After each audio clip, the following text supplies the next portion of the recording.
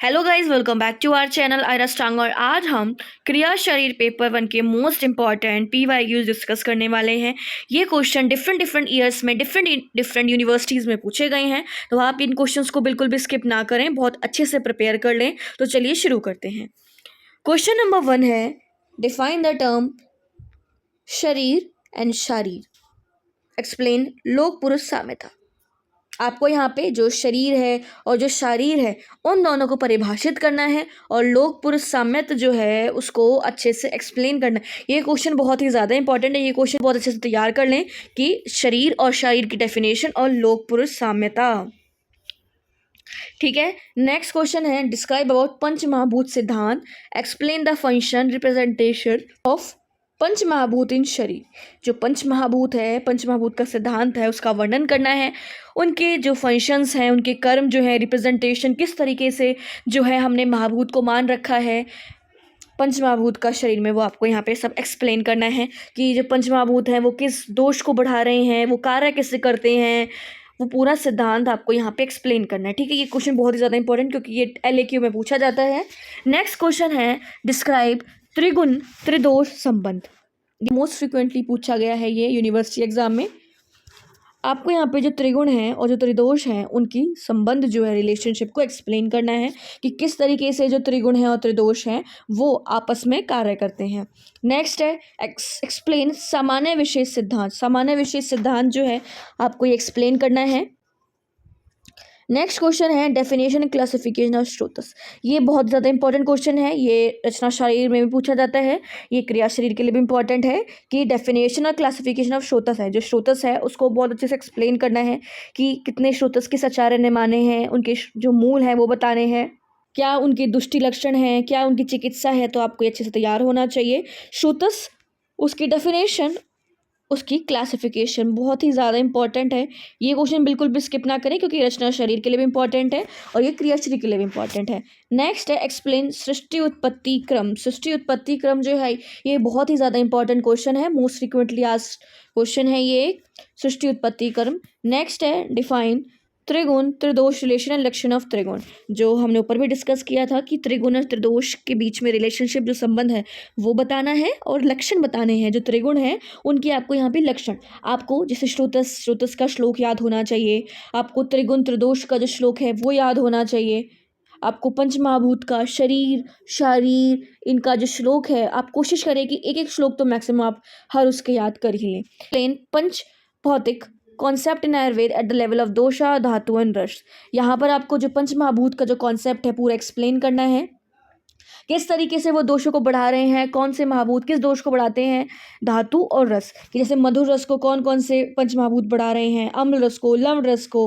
तो आपको ये टेबल की फॉर्म में याद करना है। टेबल की आपको ये एग्जाम में जितने भी क्वेश्चंस हैं ये आप कोशिश करें कि अपने आंसर को आप टेबल फॉर्मेट में या फिर आप जो फ्लो चार्ट है उसकी फॉर्मेट में लेके आएँ, इससे आपका जो आंसर है वो बहुत ज़्यादा रिप्रेजेंटेबल लगता है। ठीक है, तो यहाँ पे आपको जो दोष धातु और रस उनका जो रिलेशन है, किस तरीके से पंच महाभूत उनसे रिलेटेड है, वो आपको यहाँ पे एक्सप्लेन करना है। नेक्स्ट क्वेश्चन है, रिलेशन बिटवीन पंच महाभूत एंड षड्रस। ये तो बहुत ही ज़्यादा इंपॉर्टेंट क्वेश्चन है, पंच महाभूत और षड्रस का वही रिलेशन बताना है। नेक्स्ट क्वेश्चन है, explain different purush, explain by Charak, justify the importance of shad dhatu purush in Ayurvedic view. यहाँ पर जो पुरुष बता रखे हैं अलग अलग वो बताने हैं और षड धातु पुरुष जो है उसकी इंपॉर्टेंस एक्सप्लेन करनी है। आपको जो पुरुष बता रखे हैं वो आपको रचना शरीर के लिए भी इंपॉर्टेंट है और क्रिया शरीर के लिए भी, तो आप इनको बहुत अच्छे तैयार करें क्योंकि MCQ इसमें से आना कन्फर्म है। वो आपसे पूछ लेंगे कि जो चतुर्विंशति पुरुष है उसमें क्या क्या रहता है, जो षड धातु पुरुष है उसमें क्या क्या रहता है, तो ये MCQ के लिए इंपॉर्टेंट है। ठीक है, नेक्स्ट क्वेश्चन है, डिफाइन शरीर एंड सब्सटेंशिएट दोष धातु मल मूलम ही शरीरम। ये एक इंपॉर्टेंट वर्ड्स है, ये एग्जाम में बहुत ही बार पूछा जाता है। यहाँ पर आपको जो दोष धातु मल मूलम ही शरीरम है इसको एक्सप्लेन करना है। इसके लिए आप जो श्लोक है वो याद रखें, वो बहुत ज़्यादा इंपॉर्टेंट है और शरीर जो है उसकी परिभाषा लिखनी है। नेक्स्ट क्वेश्चन है, डिफाइन टर्म शरीर एंड क्रिया। यहाँ पर आपको जो शरीर है और जो क्रिया है उन दोनों को परिभाषित करना है। राइट 4 सिनोनियम ऑफ शरीर with their meaning.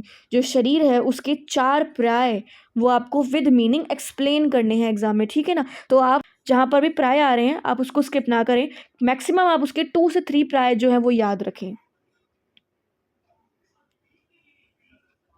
Next question है describe the interrelationship of dosha with ritu and ras. यहाँ पर आपको जो दोष हैं उनका रिलेशन बताना है विद ऋतु एंड रस, कि वो ऋतु के अनुसार और रस के अनुसार वो कैसे बढ़ रहे हैं, घट रहे हैं। तो आप इसका श्लोक भी याद रखें, आप अष्टांग हृदय का श्लोक याद रख सकते हैं, वो आपका जो अष्टांग हृदय के लिए भी आप यूज़ कर सकते हैं, एज वेल एज आप यहाँ के लिए भी लिख सकते हैं उसे। आप अपने आंसर को जो टेबल फॉर्मेट में ही लिख कर आएँ, ठीक है। नेक्स्ट क्वेश्चन है biological rhythm of tridosha on the basis of age, day, night and food.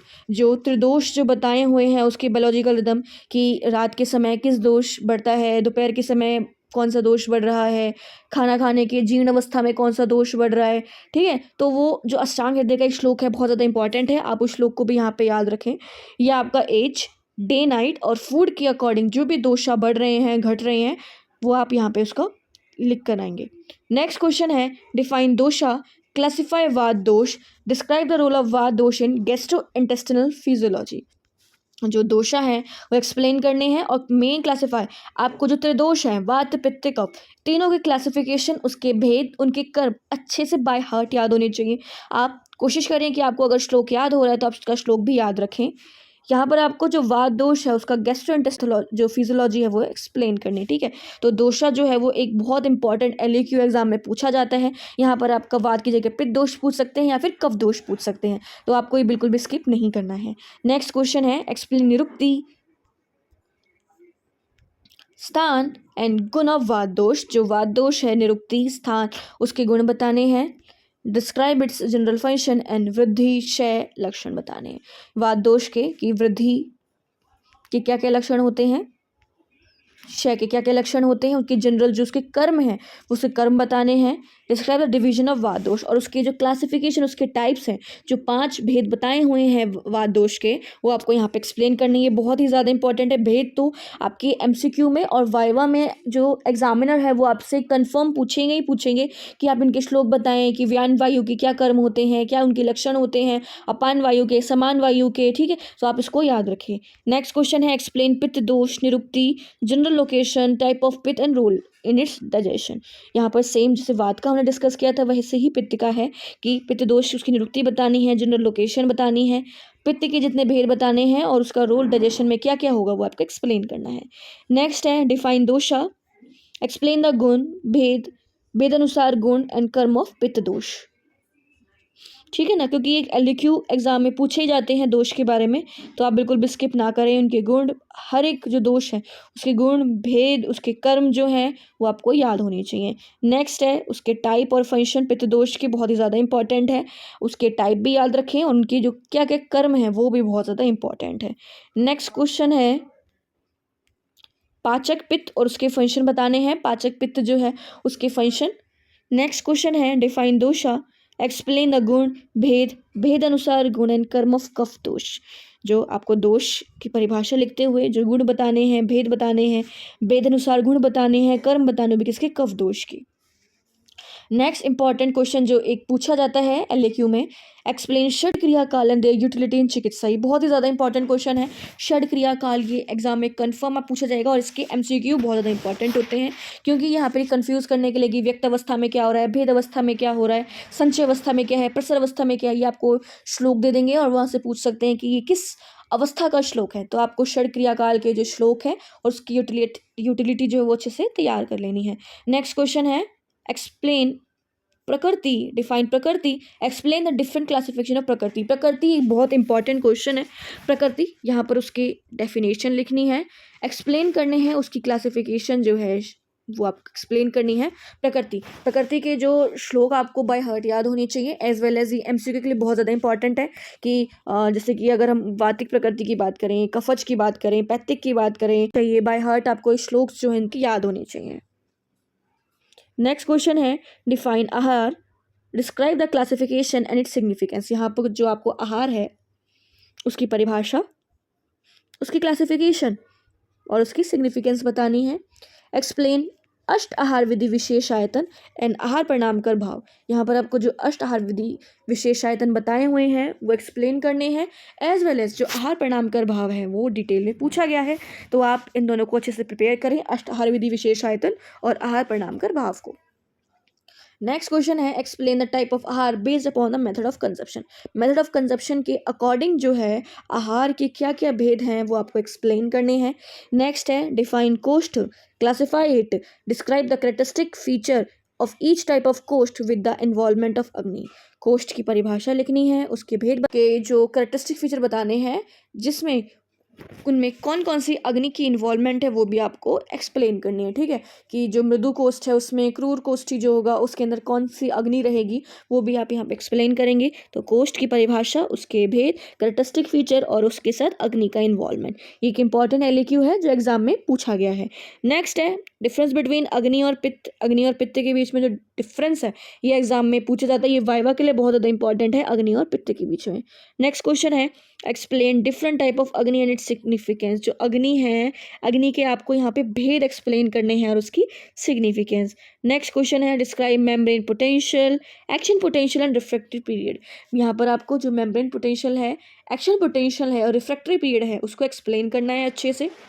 Next question है होम्योस्टेसिस, एक इंपॉर्टेंट एसएक्यू और एलक्यू एग्जाम में पूछा जाता है होम्योस्टेसिस से, तो आपको ये होम्योस्टेसिस बहुत अच्छे से प्रिपेयर कर लेना है। नेक्स्ट है explain the mechanism of oxygen carbon dioxide transport in the body and add a note on the muscles of respiration। यहाँ पर आपको कि किस तरीके से मैकेनिज्म ऑक्सीजन और कार्बन डाइऑक्साइड का हो रहा है, ट्रांसपोर्ट किस तरीके से हो रहा है और जो कौन कौन से मसल जो हैं रेस्पिरेशन में इन्वॉल्व हो रहे हैं वो भी आपको यहाँ पे एक्सप्लेन करना है। नेक्स्ट क्वेश्चन है डिफाइन वेंटिलेशन। वेंटिलेशन को अच्छे से एक्सप्लेन करना है, ये एग्जाम में एससीक्यू पूछा गया है। नेक्स्ट है define autonomic nervous system, explain the difference between sympathetic and parasympathetic nervous system in detail. Sympathetic nervous system define करना है और डिफरेंस एक्सप्लेन करना है सिंपैथेटिक और पैरासिम्पैथेटिक नर्वस सिस्टम के बीच में। नेक्स्ट क्वेश्चन है explain the mechanism of formation, circulation and drainage of CSF। यहाँ पर आपको जो मैकेनिज्म कैसे जो CSF है, सेरेब्रोस्पाइनल फ्लूइड, कैसे उसका फॉर्मेशन हो रहा है, उसका सर्कुलेशन, उसका ड्रेनेज किस तरीके से हो रहा है, वो आपको पूरा मैकेनिज्म यहाँ पे एक्सप्लेन करना है। नेक्स्ट क्वेश्चन है describe the function of limbic system. Limbic system जो है उसका आपको यहाँ पे उसका फंक्शन जो है वो एक्सप्लेन करना है। नेक्स्ट क्वेश्चन है function of small intestine. Small intestine के फंक्शन बहुत इंपॉर्टेंट है, एज वेल एज इंजाइम्स क्या क्या इन्वॉल्व हो रहे हैं वो भी आपको MCQ के लिए पता होने चाहिए, उसके फंक्शंस। आप कोशिश करें कि आप डायग्राम भी बना के आएँ अपने एग्जाम के अंदर। नेक्स्ट क्वेश्चन है describe the digestion and metabolism of carbohydrate. Carbohydrate का डाइजेशन और उसका मेटाबॉलिज्म यहाँ पर आपको एक्सप्लेन करना है। नेक्स्ट है source and deficiency disorder of vitamin B complex. Vitamin B complex के सोर्स क्या क्या हो रहे हैं, क्या क्या सोर्स होते हैं और क्या क्या उनके डेफिशिएंसी डिसऑर्डर्स जो हैं विटामिन बी कॉम्प्लेक्स के, वो आपको पूरा का पूरा एक चार्ट की फॉर्म में एक्सप्लेन करना है। नेक्स्ट क्वेश्चन है explain the type of vitamin and their importance. Vitamin जो है जैसे कि फॉर एग्जांपल यहाँ पर आपको जो विटामिन हैं उनके टाइप्स और उसकी इंपॉर्टेंस, की फैट सॉल्युबल विटामिन हैं और फैट सॉल्युबल विटामिन हैं और जो वाटर सॉल्युबल विटामिन होते हैं। फिर फर्दर उसके अंदर वाटर सॉल्युबल कौन कौन से हैं और फैट सॉल्युबल हैं, फिर उनकी डेफिशिएंसी, सोर्स आप इन शॉर्ट एक्सप्लेन कर सकते हैं विद देयर सोर्स और उनकी क्या क्या इंपॉर्टेंस होती है। नेक्स्ट क्वेश्चन है write down the function of hypothalamus. Hypothalamus का यहाँ पे फंक्शन आपको एक्सप्लेन करना है। यहाँ पर आप हाइपोथैलेमस का डायग्राम भी बनाकर आ सकते हैं और जो उसके फंक्शन जहाँ जहाँ जो उसके फंक्शंस हैं इंपॉर्टेंट वो आपको यहाँ पे एक्सप्लेन करने हैं। ये 40 क्वेश्चंस हैं, ये बहुत ही ज़्यादा इंपॉर्टेंट PYQs हैं, ये डिफरेंट ईयर्स में पूछे गए हैं। आप इन क्वेश्चंस को बिल्कुल भी स्किप ना करें, इनको बहुत अच्छे से प्रिपेयर कर लें एक एक क्वेश्चन को। जहाँ पे श्लोक जो इंपॉर्टेंट है आप उनके श्लोक याद करें और अपने आंसर को फ्लो चार्ट की फॉर्म में और टेबल की फॉर्म में ही बना के आएँ। अगर आपको हमारी वीडियो पसंद आई है तो please like, comment, share and subscribe to our channel. अगर आपको किसी टॉपिक में डाउट है या आप चाहते हैं कि हम किसी टॉपिक की नोट्स प्रोवाइड करें तो आप कमेंट बॉक्स में कमेंट करके हमें बता सकते हैं। Thanks for watching.